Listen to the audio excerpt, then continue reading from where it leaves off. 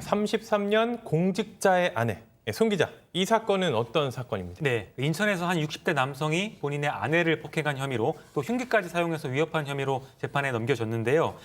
범행 기간도 길었습니다. 2016년 8월부터 폭행이 시작됐는데 결혼한 지 약 2년쯤 뒤였습니다. 아내가 자신의 의견에 반대할 때 머리를 날려버리겠다는 욕설과 함께 식탁 의자를 내리치는 신용으로 협박한 혐의를 받고 있고요. 또 2019년 12월에는 성관계를 거부한다는 이유로 아내를 발로 차고 침대에서 넘어뜨리고 폭행을 한 걸로 조사가 됐습니다. 이게 폭행뿐이 아니었습니다. 흉기까지 휘두르면서 이런 식으로 범행을 벌였어요. 사실 이게 지난해 6월에 이 남성이 이제 정년퇴직을 했는데 아내가 정년퇴임식에 참석을 하지 않았다고 합니다. 이런 식으로 폭언폭행이 지속되던 상태인데 아내가 어떻게 그 공적인 자리에, 공개된 자리에 나갈 수가 있었겠어요. 그런데 그 이후로 자신의 33년 공직생활 인생이 망쳐졌다라면서 아내를 또 폭행을 한 겁니다. 견디다 못해서 아내가 이제 뭐 거실 창문을 통해서 도움을 요청하는데 그거를 입을 틀어 막아서 숨도 못 쉬게 만들었고요. 얼마나 괴로웠으면 아내가 순간적으로 이제 극단적인 선택을 시도를 한 겁니다. 뭐 이게 극단적인 선택인지 정말로 어느 정도인지 모르겠습니다만 그 흉기를 빼앗아서 아내를 찌르기까지 합니다. 그러고 나서는요. 아내가 입장에서는 이제 크게 다쳤으니까 구급차라도 불러달라고 하는데 발로 입을 틀어 막으면서 그 정도는 안 죽는다라는 식으로 폭언을 또 거기서도 했다고 합니다. 33년의 공직생활 인생을 망쳤다, 이게 폭행의 이유가 됐다, 이런 이야기인데 대체 얼마나 이걸 중시했길래 이런 일을 벌인 겁니까? 뭐 하는 사람이었던 거예요? 네, 해양경찰 출신입니다.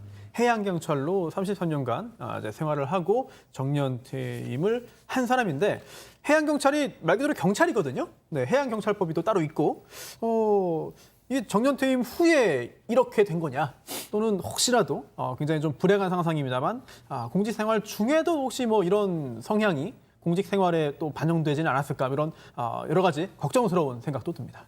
네, 이런 한 사람 때문에 몸담았던 조직이 싸그리 뭐 안 좋게 이미지가 생기는 것 자체가 지금 없어야 되는데 상당히 해양경찰에서도 상당히 많은 분들이 고생을 하고 힘들게 국민과 이 재산을 지키고 있는데도 이런 일을 한다는 점 좀 안타까운 것 같은데 이 교수님, 이 아내를 대체 뭐라고 생각했길래 이런 범행을 저지른 겁니까? 그러니까 아내를 생명이 있는 인격체라고 생각했으면은 옆구리를 2번이나 찌르고서는 112에다가 또는 119에 신고도 안 하고 발을 집어넣어서 비명 지르는 아내 입을 틀어 막았다는 거잖아요. 지금 이게 인간에게 할 수 있는 짓이 아니에요.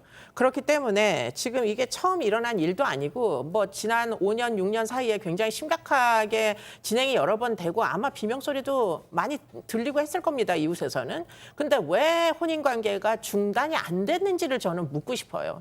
아마도 주변에서 좀 112에 신고도 좀 해주고 대신 그렇게 했으면 경찰이 여러 번 출동을 하고 그러면 결국에는 이 여성이 자기가 용기를 내서 이혼을 할 수가 없고 그래서 헤어질 수 없었다면 뭐 제3자의 도움이라도 설득이라도 받아가지고 결국은 지금 혼인관계를 끝낼 수도 있었을 텐데 왜 우리 사회는 왜 이렇게 폭행 피해자들을 도와주지 않는지 전 그게 더 궁금합니다. 손 변호사님, 뭐 이 남성 뭐 머리를 어떻게 하겠다라고 얘기하기도 하고 뭐 흉기도 휘두르고 뭐 이거 살인 미수 아닌가요? 일단 흉기를 사용했기 때문에 당시 이 가해자가 어떤 생각을 가지고 있었느냐, 즉 어떤 고의가 있었느냐에 따라서 이 살인미수죄 적용 여부가 달라질 텐데 사실 수사기관도 그렇고 사법부도 그렇고 인간이잖아요. 결국 어떤 특정 순간에 특정인이 어떤 생각을 하고 있었는지를 정확하게 파악하는 건 쉽지 않습니다. 따라서 살인의 고의가 있었느냐, 상해의 고의가 있었느냐, 또는 그렇지도 않느냐 여부를 따질 때는 여러 가지 그런 객관적으로 확인할 수 있는 것들을 종합해서 판단해야 되는데요. 가해 행위의 종류, 또 흉기가 사용됐다면 어떤 흉기가 어떻게 사용됐는지, 그리고 어느 정도 강도, 어느 정도 횟수로 이루어졌는지 등등을 종합적으로 봐야 되는데 일단은 그 살인의 고의를 가지고 있었다고는 보지 않았고 다만 이제 특수 상해를 했다고 본 거죠. 즉 이 피고인, 이 남편은 나는 뭐 발로 세게 뭐 차거나 뭐 그런 적 없다라고 했습니다만 인정이 됐고요. 그리고 또 아니 이건 아내가 먼저 칼을 들고 와가지고 내가 빼앗은 다음에 잠시 후에 버렸을 뿐이다라고 주장했지만 그것도 인정되지 않은 겁니다. 즉 살인 미수는 적용되지 않았지만 그 외의 부분은 인정된 범죄라고 볼 수 있겠습니다. 이 자료를 보니까 특수상해, 폭행치상, 협박, 폭행 혐의예요. 상당히 죄명도 다양합니다. 이 송 기자, 그래서 네. 어떻게 판단을 했습니까? 네, 재판부는 우선 징역 2년을 선고를 했습니다. 2년이요. 네, 징역 2년을 선고했습니다. 해양경찰로 수십 년간 일한 공무원이다 말을 하면서 피해자에게 사랑과 신뢰를 기반으로 혼인 생활을 하겠다고 약속한 배우자였다 이렇게 밝혔습니다. 그러면서 다른 사람에게 알리지 못하도록 피해자의 입을 막고 인터폰을 끄거나 도망치는 피해자를 다시 끌고 와 폭행하는 등 범행 수법이 매우 잔인하다고 질타를 했는데요. 하지만 범행을 인정하고 있고 또 처벌 전력이 없다. 그러니까 그동안 전과가 없다면서 징역 2년을 선고했습니다.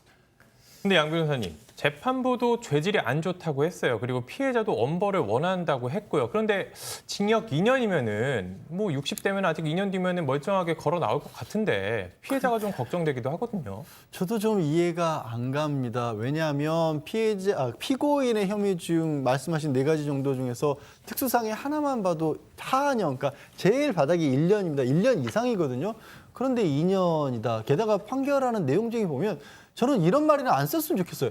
오랜 시간 지속적으로 피해자에게 폭력을 행사했다는 걸 재판부도 인정을 했어요. 그러면 이번에 문제가 된 사건 말고 이전부터도 범죄에 시달려온 피해자라는 걸 재판부가 인정을 했는데 그래놓고 징역 2년을 선고를 했다. 좀 상상하기 싫지만 만에 하나 사건 반장을 보고 계신 시청자분들 중에 오랜 시간 폭력에 시달리고 계신 분이 계신다면 내가 저런 정도의 일을 겪고 신고를 하고 범죄 재판받아도 2년밖에 피고인이 안 받아? 그분이 용기 낼 수 있을까요? 나 고통받고 있다. 용기 낼 수 있을까요? 저는 이거 정말 이해가 안 가요. 이 교수님 같은 경우에 이런 범죄들 많이 접하셨잖아요. 이 사건에 대해서는 어떻게 생각하세요?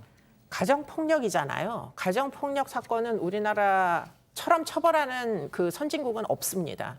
가정이기 때문에 처벌을 가장 취약하게 하는 거고요. 그렇기 때문에 지금 아주 묵은 폭력이거든요. 이 폭력은 한 5년 이상 묵었을 개연성이 굉장히 높습니다. 그래서 결국은 옆구리를 칼로 찔리기까지 한 폭력이에요. 죽을 수도 있었어요. 그런데 거기에다가 판결문 안에 뭐라고 적혀 있느냐? 처벌 전력이 전혀 없다. 처벌 전력이 있을 수 있습니까? 나라에서 신고를 하면 즉시 체포도 안 하는 그런 종류의 범죄가 가정폭력인데 그렇게 원천적으로 봉쇄돼 있는 가정폭력을 지금 이대로 놔두면서 형량만 이렇게 조금밖에 부부관계였다라는 이유로 형량을 조금밖에 안 주는 거는 이건 너무 넌센스한 거죠. 다음번에 2년 후에 무슨 일이 벌어질지 재판부가 보장할 수 있습니까? 피해자의 신변 안전을. 처벌을 이런 식으로 주는 건 참 그 이해가 잘 안 되는 부분입니다. 네, 알겠습니다.